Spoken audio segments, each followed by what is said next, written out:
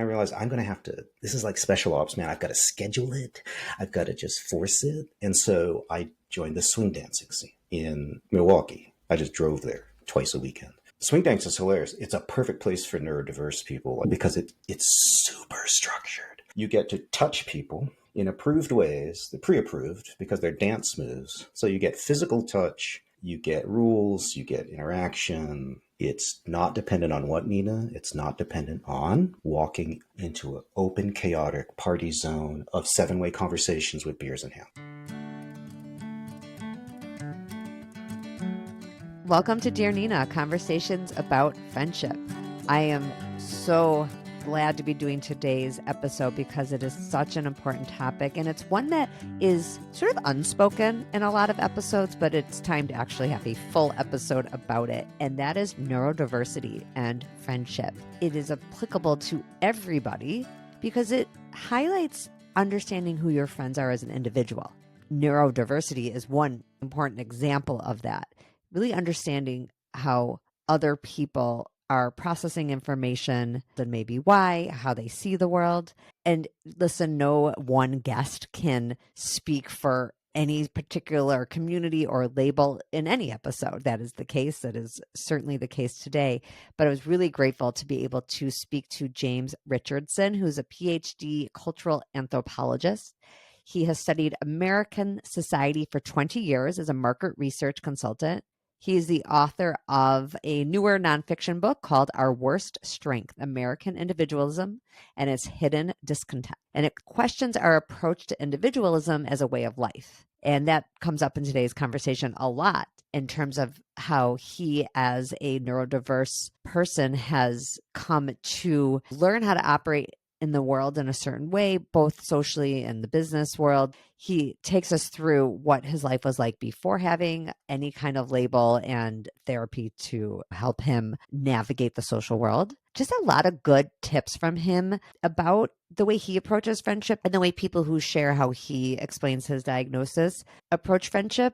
Again, there's a whole variety of being neurotypical, being neurodiverse. Each category isn't one kind of person, and that's true for neurotypical as well. Those are two sort of helpful terms, neurotypical, neurodiverse, and we use them a lot in the episode. James also writes a Substack called Homo Imaginari.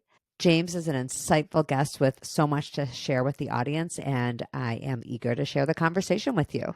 Hi, James. Welcome to Dear Nina. Thanks for having me. Excited to be here. I get an email sometimes. It might be a comment on social media. I got one just this week on YouTube, and it said, quote, "That sounds very neurotypical." I had a clip on YouTube talking about how if somebody is in the corner on their phone, hoping to get other people's attention, hoping that people will come up to them and say, "Oh, are you feeling left out?" I was thinking more of teens. And my point was like, that's actually not going to happen. They're going to say, "Oh, that person is off-putting. That person doesn't want to hang out." And the comment I got on YouTube was, "That sounds very neurotypical." And then they're kind of mad at me. They're annoyed that I haven't accounted for how other people think. And that's why I was really thrilled to be able to talk to you. Yep. I think I have a lot to learn about it. So I'd love to hear more about your story and how you describe yourself. Let's start with that. Well, in the context of this show, I would describe myself as a high-functioning, autistic, intellectual, consultant author guy. I did not discover my neurodiversity sort of as a identity or as a label, I guess, to put on myself until I was 35 years old. So I bounced around in life. My 20s were pretty miserable in a way that we'll probably get into. But get into it here, if you don't mind, just like in the order of your story. I think that's helpful. It's like, what was miserable about it? What happened? So if you give me any kind of score, if you give me any of the Asperger's quizzes, I'll score off the charts on atypical intellectual, whatever. I went to graduate school right after college. Huge mistake for someone like me. I gave up an opportunity to enter the real world and work on social skills. Went straight into a Ph.D. program. I mean, that was my fishbowl, and I felt fine until about, 5 months in.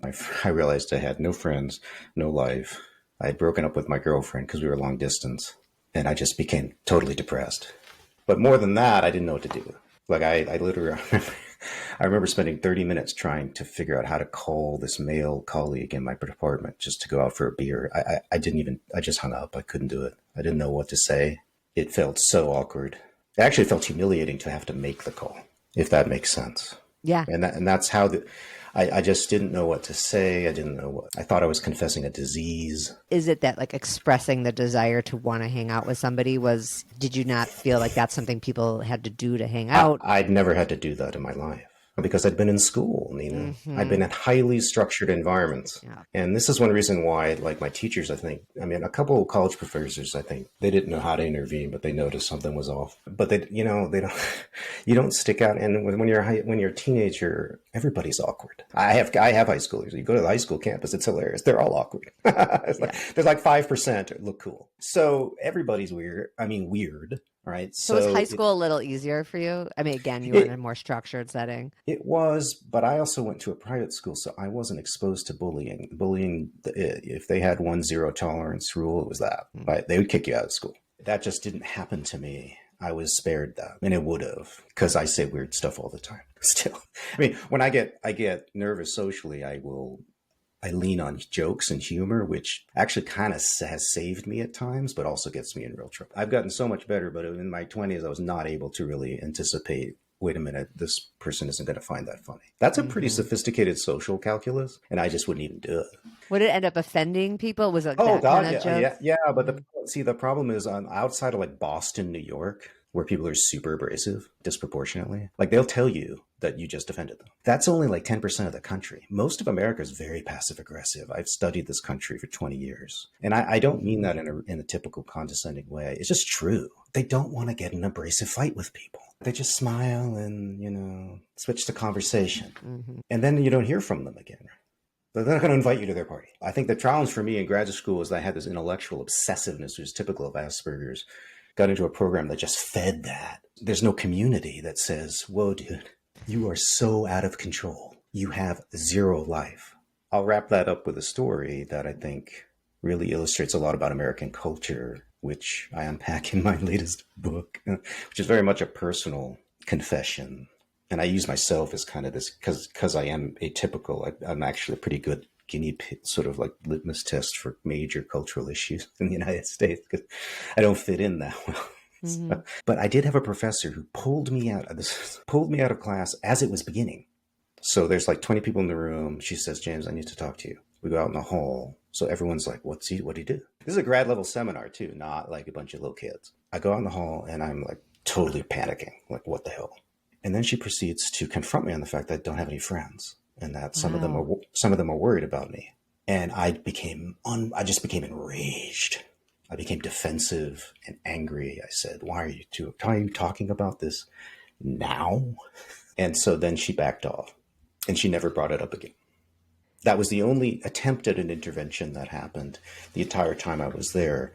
But see, she was dysfunctional in her intervention, right? This is how strong communities intervene with someone who's wandering off in a ditch. They don't psychoanalyze them. They don't tell them that they have a XYZ's problem. They don't confront them with a label. You have no friend. You don't do that. You know that in your head. And what you do is you say, James, before I forget, because I'm starting class, before I forget, I'm having a barbecue and some people over this Saturday. I really want you to come. Give them the solution. You don't need to talk about the problem. Do you think you would have gone in a case like that? I know it's like no, because I didn't like that particular professor, and she never would have in a million years had such a barbecue. There were other people who had that kind of personality, but they weren't doing that. People like me, we need the rest of the world to invite us. So what did work? What happened between having no friends and then realizing, wait, there's this whole skill set that I could be working on? Was there a loneliness? All I can describe, it's severe clinical depression is what it is. Mm-hmm. So I've been there 2 or 3 times, not diagnosed because I kind of whatever you want to call it, stoically pushed my way through it. I do have a very strong relationship with my parents. I don't know what I would have done if I didn't have that. And do you have siblings? I do, but I wouldn't say it's the strongest relationship. We like each other, but it's just it's very Anglo-Saxon. I didn't have a lot of resources other than the parents, but and I talk about this in my book, we're not, especially Gen X and boomers, we were handed all this social autonomy, but we actually inherited a whole bunch of really older ideas about don't get people involved in that come from like strong family-based societies where the family's there as your primary resource. Don't get other strangers involved in your problems. Keep things to yourself. Be private, right? None of this is functional in a world where family's not there and all you have are your friends. So if you have none, what pray tell do you have? Yeah. And that's exactly the ditch that I had walked into, because whatever social awkwardness people thought I had, they didn't think it was problematic. Well, they would have said something. And that's a problem with a lot of folks who are on the higher functioning end of the spectrum, is that they don't. I've had colleagues who just, their solution was basically to join the drug scene because it's an instant community. Mm-hmm. And the ritual is obtaining and using. It's just a distraction, right? Right. And like a way to kind of put on a different personality, perhaps even while you're under the influence. I just couldn't relate to that. I didn't want to do that. It scared me. So I had nothing really. Luckily, I didn't drink, so that could have been bad. I mean, I'm an extreme case, but there's a lot of people who get lost and socially disconnected in this society actually does. I mean, there really isn't some scanning device out there. People don't come up to the weirdo, quote unquote. They actually are afraid of them. When I went and I lived in India, Nina, I went there to do research. I didn't go there because I don't know, had some Indian relative or my dad was a colonialist or something. There was some interesting backstory. There's not. So I didn't even know what I was walking into, really. And that was part of the adventure, was what's going to happen. How old were you, just for context? The first time I went, I was 23. And then I went back 2 years later for the language training. And that was like 2.5 years. So I was in my late 20s during that time. And it ended up becoming a really healing process for me without even intending it. Healing in the sense that I encountered a society that refused to leave people alone. That's fascinating. And so part of your work. Yeah, it sounds really creepy. To Americans. No, I understand. They're more community based. So yeah, and this is true in urban India to this day. If you go down, if you arrive in some neighborhood, you will be processed on the street within seconds. And most likely someone will come up and ask you, who are you? What are you doing here? And it might even be kind of in an irritated tone of voice because they're trying to process the stranger. But what's funny is if you say the right things, like, oh, well, I know Mr. blah, blah, Subramaniam, he lives down here. Suddenly they're like ear to ear smile. Oh, can I buy you coffee? Like, I don't even remember the guy's name I just met. And he's already buying me coffee because I just said, I know this guy. The first thing he said, he looked like he was going to kill me. But I had never been like in a society which is just drawing you in. I had a few families I was very close with during that time. In Tamil culture, there's a lot of fictive kinship behavior with friends and strangers, right? If you develop a long-term relationship, it could be through any kind of axis. Could be business, could be just help, could be whatever, some community association, whatever it is, doesn't matter. People will start to treat you like their son, their daughter. I was on a pilgrimage with this one family, in part for research, but also because they'd invited me. On the train ride, the mom had made all this food. These people had no money. I mean, they lived like a one-room house. She had made all this food for the journey because you got to feed people. You got to take care of your peeps. It's like 10 hours on the train. She starts taking the food out and feeding her kids. And in Tamil culture, unless you're pretty highly educated, you feed your children with your hand, almost ritualistically, even if they're adults. It's sort of like hugging. So you give them the first bite with your hand. And she then proceeded to do that with me. And I, of course, freaked out because I'm a white dude. And I offended her and oh dear. Anyway, we got over it. But that's a society that believes in community and bonding and is far less concerned with how perfectly normal you are.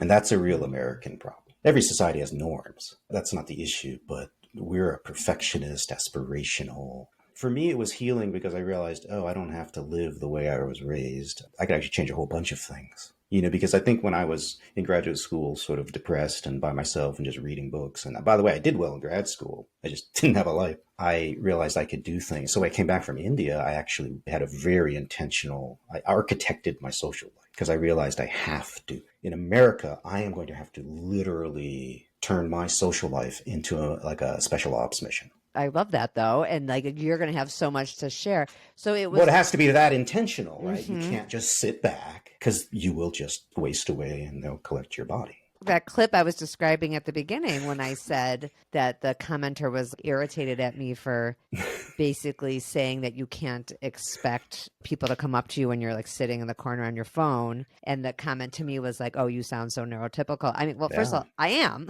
Okay. I can't totally apologize for that, but I would like to, I'm not going to be the resource for every single person at all and how to handle friendship. But I would hope that this episode, at least, I can point people towards, if they or their kids are the people sitting in the corner with their phone, what can we do to help them? And I think starting with just understanding, of course, that not everybody is the same, not everybody processes the same, not everybody does friendship the same. But what I feel like I hear you saying, and I hope, and maybe it's just, I'm hoping this is what you're saying, because it is why I do my whole podcast, is that friendship is important. And I end every episode saying, when our friendships are going well, we are happier all around. I firmly believe that no matter how your brain works, I do think that if you are very lonely, it's a problem. It is. And I think I just lived an extreme case of this, because as a young adult, I just did not know how to go and make a friend. And I think, it is harder for all adults, I think, in today's society in the U.S. Most people have the basic sort of social chit-chat, cheat sheet sort of burned into their brain. And I don't. I have to have a highly transactional reason to begin a friendship still. Like, what can I do for you? And that's what's weird, because that's how Indian friendships start. It's all give. With like that transactional kind of thing? That's how it starts. And then it keeps going. And then suddenly, 10 years later, you're fused at the hip, and they'll do anything for you. So what would be an example of some of those transactions that would work? Or maybe we're skipping too far ahead. Well, the problem in America, Nina, is that we don't do anything for our friends. Friends they're a form of entertainment. We go and hang out with them and tell stories. Now, that can get really fun. That's why we keep doing it. But that's not doing for people and then reciprocating. When I did interviews with older Americans, boomers, they're the last generation alive that actually had parents and grandparents who lived a highly reciprocal, transactional definition of friendship, because there was no service sector for the home. There was no technology. There were very few appliances. When you wanted to renovate your house, you did it with your male friends. I am not making this up. That's what everyone did. You didn't go to Home Depot and do it by yourself. And watch a YouTube video. Yeah, no, you did it with your friends. Yes, I can see that. And if you were literally like me, if you had no skills, you would have to find the friends with the skills. And you could do their taxes, whatever the exchange was, right? People used to do this all the time in this country. But we don't do anything. The friends are, let's go to Applebee's and complain about our whatever. It's entertainment. It's storytelling. I don't know what it is. Now, sometimes those friends were formed long ago. Sometimes they're new. I just found, having lived in India, they're kind of shallow. And that was one of my problems, is that I don't do shallow. The defining Aspie trait is, if it's not obsessively intense, don't call me, don't bother. Define Aspie for my listeners who maybe have never heard that term. Asperger's, high functioning autism. So we tend to want to do things super intensely and come off as really intense. And I've learned as an adult to mask with this sort of goofy smile you've been noticing, but that's not actually how I function if you were here with a camera. I've heard the term mask before, but let's define it. I just think it's important. What does that mean? Masking means that you are trying to, with your face primarily, your body language, trying to act neurotypical. So, for example, I'm focused very intently on looking at the screen. I'm looking at myself, make sure I'm smiling enough. None of this I used to do. I used to just have the Aspie blank face walk around, and then I just didn't care what you thought about it. It's not that I couldn't smile, it's that I rarely did. But Americans especially, it's got to be, we have to have if we exchange anything, it's little smiles, conversational smiles, right? And I just didn't do it. And so I've learned to just, like I'm doing it right now, like this is not a real emotion. Now you're making me wonder, am I smiling authentically or not? I think I am. I'm trying to address a thorny topic. And I will smile now just to make that more palatable, right? Other masking things are just forcing yourself not to light in with criticism, even though that's really what you're trying to communicate, but sort of backpedaling your way into. Yep. Just normal behavior here in America, not everywhere. I had to learn how to do that as an adult. And, I think the business world was where I really fell on my face. Communication style is super political, super calculated, almost conniving. I'm not good at that. I just want to barf it out. There's a saying, and I think it's pretty true, and whether we like it or not, that, all things being equal, we tend to do business with people we like. I mean, that's just how it is. And the problem is I'm inclined not to like a lot of people with my condition. Neurotypical behavior drives me crazy because it comes off as dishonest to someone like me. In America, it can be very hard to know where you stand with people, because there's not a lot of incentive to actually be clear about that. In fact, there's incentive not to be clear. because the more weak ties you have, the more you can game them, for a job opportunity or vacation invite. It's a very gamified world we live in, but the game doesn't have a lot of rules. It's almost like a nonstop improv, which to me is terrifying. So it seems like you made the choice to sort of accept that this is how the world works, right? Like you have to kind of act a certain way in it to maybe get by, get ahead in work, make friends. You've accepted that friendship is important. And did you desire that kind of connection? I don't know that I can maintain a lot of intense relationships at all at one time. So for my own sanity, I focused on making that my wife. Marrying my best friend was my biggest achievement. That makes a lot of sense. You live with that person. So there you go. It just took forever to meet somebody, and someone I could trust enough that I could form a long-term relationship with. So that was a long journey. But once it happened, that became kind of my focus. I'm not the kind of person who's going to need a lot of friends, but I do need some. I mean, you need somebody to sort of talk yourself into being outside your house. And so I value that. And I've gotten better with the chit chat end as I've gotten older too. And I think once you get middle-aged, everybody gets a lot more confident in general because their identities are more secure. The challenge for we folks in our 20s is that America gives us all this autonomy, but it's asking us to drive the train for some of the most really bizarre, fluid, chaotic, unstructured aspects of life, such as dating. If that's how you're going to find a life partner, this is a nightmare for ASPE people. When I was, I got rejected in high school and literally couldn't even contemplate dating for 5 years. I mean, I was that devastated. There should have been an intervention.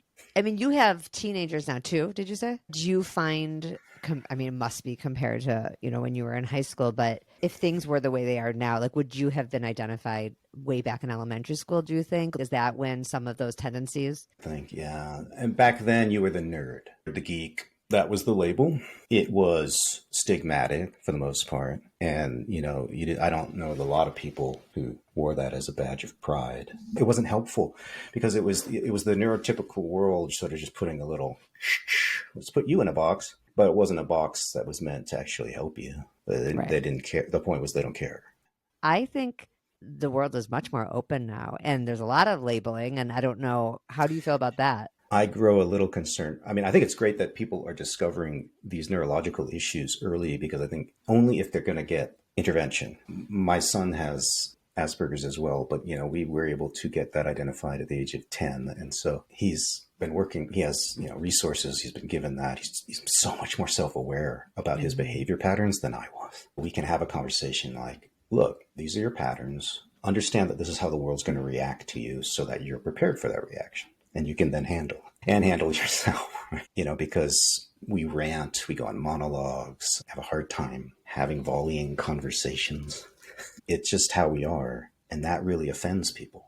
What you said is so important. This part of it, I'm backing up for a second, teaching your son and learning for yourself and this idea that we may not like that things are the way they are, but learning what your patterns are and then accepting that the world's going to react in some way. We can have a judgment. Like it is, I think it's okay to have a judgment of like the world shouldn't react this way, or it's so frustrating that the world reacts this way, but accepting that it does. And therefore, what are you going to do about it? It doesn't mean you have to fit into every single aspect, but just knowing. I think it's much better to have that truth. And then you can maturely come to some kind of, you can develop your own habits and routines to adapt to that. I mean, I work for myself now, and I've done that since 2017. And I didn't get diagnosed until I was 35. There was a lot of crisis going on there with babies, and thought I was going to get fired because I was pissing off clients because of my communication style, my non-empathetic communication style. I think I remember saying to my boss once, I don't understand why it is our job to manage their emotions. That's a fair classic. point. That's a classic autistic sort of statement. And I think he was kind of like, oh, dear God, this poor kid, because he didn't want to do it either, right? As the owner, nobody wants to deal with needy clients. Nobody. Right. But neurotypical people are pretty good at it.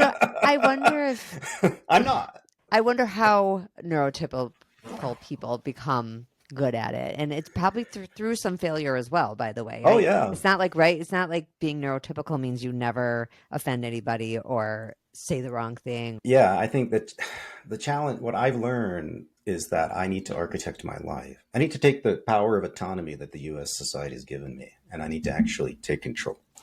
Well, let's talk about that because Right. that's what I think we can really help you, not really me, Yeah. but you can really help Yeah. other people with. So what are some of those things that has helped you maintain some connections and friendships? I know you don't need a lot, you said, but just Right. for the ones you have. So I try to make sure that I'm doing something for them. Like I have my best friend here in Tucson, teaches at the university. I come in and guest lecture. It's not a lot of my time, or I'll just come in and be on a panel. It doesn't take a lot of time, but I feel like I'm helping him, check off things. This is what India taught me is like that is, and the business world taught it to me as well, because this is so perverse. The business world is where the deepest friendship reciprocity cycle, it's retreated there because Mm-hmm. capitalism is basically said, well, you want to, yeah, reciprocity, a little back rubbing, yeah, because there's moolah there. Some cash opportunity might open up. So that ancient form of friendship, it's retreated there. But then when we go and try to be with our friends, what do we just sit there? What do we go to Applebee's and have a cocktail? I mean, I guess it's fun, but it's like there's nothing happening there. There's no doing. I think it depends. It's interesting because there's neurotypical and typical. There's also a little bit of male female here going on in this Oh, conversation. sure. Because when I think about sitting around, I'm just going to tell you honestly, when I think about sitting around with my friends, it depends on which friends, but we could be having really deep conversations where we're processing issues we're having in our life. Now that might be slightly more of a female oriented So yes, type of friendship. this research supports you. But I still think American women are trained, and because we train ourselves in high school and college to form friendships around partying. It's just that the partying gets really tame. It becomes I two mean, beers at Applebee's. But I mean, it's like, okay, that's interesting. So it starts out as partying, like, maybe well, it doesn't yeah, start, I but it mean, gets to that high school, college, and then you're saying this is just sort of a tamer version. think about it, just be the anthropologist and look at it. And that's what I see. Because if you go to societies where you actually need strangers, non-family members to get things done, you have real deep friendships because you are doing really important work for them. And that's how most humans have lived in urban civilizations. We can buy everything. There's no labor that can't be bought. So our friends have been reduced to amateur therapists and party companions. And you're right, men are really bad because they won't even go to the therapy side. Now, I'm a recipient of therapy. I found anybody on the spectrum who's on the high functioning end. I think it's just mandatory that they have a relationship with somebody and that they process how to mask, what their issues are. I just don't want anybody to go through the 20s just stumbling around. So you feel like therapy can really help. Yeah, I mean, Good. here's my breakthrough insight after 2 years. It took 2 years for this guy because I don't build rapport easily, as you can imagine. So 2 years of weekly meetings, and he finally had the opportunity to basically do what a good therapist does once they know a person is assemble their bullshit in a little pile and then shove it right in their face. And it doesn't matter if you're Aspie or not. This is what good therapists do. He's like, James, you keep talking every week as if there's no such thing as a really intelligent person, a high-achieving person who has fantastic social skills. I know at least 3 people in my social network right here in Seattle. So when are you going to stop pretending it's not possible and just go for it? I mean, do you want to have the skills or not? Or do you want to keep complaining that, nah, that's unrealistic? And I needed someone to say that when I was 22. Tell me more about building you said you had a very exact kind of way after that, basically, on programming. I think you used the word programming your social life. Architecting it. Yeah, Architecting, that's a great I word. came back from India and India's a society that you just accumulate friends. I'm the test that you don't have to do anything. I don't wake up saying, God, more friends, bring it on. But everybody needs kind of relationship in their life. It's your connection to the public, to the commons, to the public, to society. We all need it. I came back and I realized I'm going to have to, this is like special ops, man. I've got to schedule it. I've got to just force it. And so I joined the swing dancing scene in Milwaukee. I just drove there twice a weekend. Swing dance is hilarious. It's a perfect place for neurodiverse people, and especially Aspie people, because it's super structured. You get to touch people in approved ways, they're pre-approved because they're dance moves. So you get physical touch, you get rules, you get interaction. It's not dependent on what, Nina? It's not dependent on walking into an open, chaotic party zone of 7-way conversations with beers in hand. That's brilliant. You're right. There's probably hardly any talking at all. Like it's like the music's on. That's so smart. I just listen. I gotta tell you, because you sent me some notes ahead of time, and some of your advice on there, I think is helpful for all people, and to like remember that everyone's an individual. We are all different. The overall concept is to assume that everybody approaches friendship the same way is to get yourself into trouble. Did you say twice a week? I didn't really I did some lessons, but we would just go. This is what's funny. We would go to these bars. They just have a DJ doing swing. It might seem unstructured to the novice, but actually the dance form is very structured. Mm-hmm. It was the kind of partying that I enjoyed. Yeah, right. It's not fun. not having 7-way conversations where I can't follow. I don't know what to say. I'm interrupting people all the time. And then I make a rude joke. That was my experience with parties. I was the clown. And then what about sports? So I and my wife too gravitated to pretty intense outdoor activities. And that's how we kind of met and bonded initially. She was a rock climber. I was a mountain biker. And those are extremely time intensive. They require enormous amounts of mental focus. And again, there's no chit chat. So it was just like, it's all doing, not chitty chatting. I've always made fun of American culture when we go to hang out with our friends. Like I said, since it's got this entertaining storytelling focus, because it's just so talky. And I can do that, but I do it like a monologue. Well, that doesn't work, right? Nobody wants to sit there at Applebee's and listen to me lecture. That's true. Monologues can be tough to listen to. Does your wife consider herself neurotypical? No, I think she's probably on the spectrum too, but she's better at masking, and a lot of women are because they're penalized by their mothers from an early age. Like mothers. Oh, that's interesting. Mothers are all over women of girls who aren't being neurotypically social, right? And men have been given a pass until recently. I noticed they're being much tougher on kids in school, on boys in schools and everything else. I don't know if that's good or bad, but I think it's part of the trend. I think that's how I was raised. It was very much a gender divergence as to who got, I could be more rude and inappropriate than a female. I didn't have any sisters, so I didn't get to see that. There's a tension here in this conversation. I mean, not just our conversation, in all conversations about neurodiversity, because on one hand, you don't want to make a person be someone they're not. Right? I would hate to advocate that a person should totally change. But on the other hand, if I truly believe, and I do, that we are happier in general when we have connections and our friendships are healthy. Yeah. There is probably some change in behavior that has to people need to be identified in order to get help. And this idea that everyone should just be who they are and never have to adapt is nice, but it's dangerous because it's not realistic. The worst outcome of our hyper-individual society is to come to that conclusion. And I was there in my head in my 20s because my defensive reaction to not fitting in was, screw you all.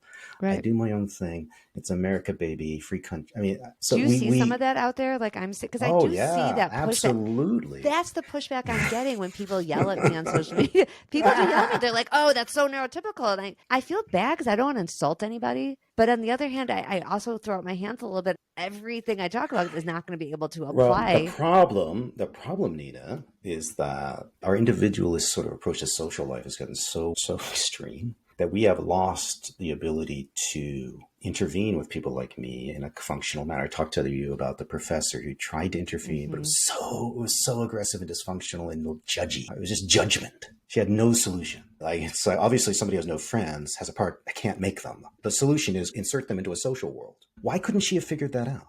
Because we've become incompetent at doing this. I go to India and people knew I was weird there too, but they didn't care. And they would invite you to things. Yeah. I assume. No, it was weird. I'm like, why they tolerate me more here in this country? It's because the priority is on the group. And they would tell me if I was doing something stupid or offensive. They'd just be very direct. The group would correct. That's what I wanted to share, I think, with your audience was like, when you meet people like me, don't let us sit off in the corner. Invite us in. We'll let you know if we're overwhelmed and need to be up by ourselves. We'll tell you. But often we just don't know what to do. So what might be something someone could say? I want more specific. Invite them to a party. Invite them to a thing. And what could be? I mean, if they come to your party and they're weird, I mean, what's the end of this? Is it really the end of the world? First of all, there's going to be like 30 other people there. It's not the end of the world. Don't overreact. This is the problem I actually had at my old workplace, and I had to leave. It wasn't the only reason. I had to leave. It was a big reason. People they just couldn't interpret my bluntness or whatever. as anything but a vicious attack on them. They just couldn't. Now that had to do with really bad leadership at the company. So when everyone's afraid, throw in an Aspie guy and it's like, I might as well be shooting a machine gun. So the context had a lot to do with that. I couldn't understand why I am who I am. It's like, why is this so difficult to accept? It's not like I'm verbally harassing people. But we've got a society now where we're having a lot of lifestyle fragmentation, a lot of debates over what's right and what's wrong. And it's a classic sign of rapid social change. Basically, there isn't a lot of cohesion where we are having active debates. What is civil? What is not civil? All this stuff. And so when we're in this moment, folks like us we just get spat out because it's just the center can't even agree. I know. So I think including people is the first thing you can do. The other thing is you got to tell people like me, and people do, but not enough. Like, hey, whoa. Enough with the lecture, Mr. Professor. I mean, there's lots of humorous ways to do this based on who the person is. Actually, this is advice I really could use. Like, like me personally, how do you get somebody who is monopolizing the whole conversation to not? I can do that. I mean, you can imagine as someone who hosts a podcast, I can find myself and I can hear myself doing it. And so I will self-regulate. Right. But then it makes me frustrated when I'm with someone who doesn't self-regulate. And I know that's maybe not fair of me. Yeah. But I'll be like, hey, I stopped. I have 3 more stories I'd love to tell, but I stopped myself. So I think we've lost the art of non sequiturs. What's a nice way to interrupt somebody? And I'm not saying neurotypical or not neurotypical. I mean, I'm just anybody. What is a nice way to interrupt? And maybe don't have the answer. We can brainstorm for a second. What is the nice way to tell somebody, okay, we already told that story, or we've been talking about this topic for a long time, or, it's hard. I think sometimes we have to be subtler than that. So just finding artful ways to transition the topic. And that's what I usually do.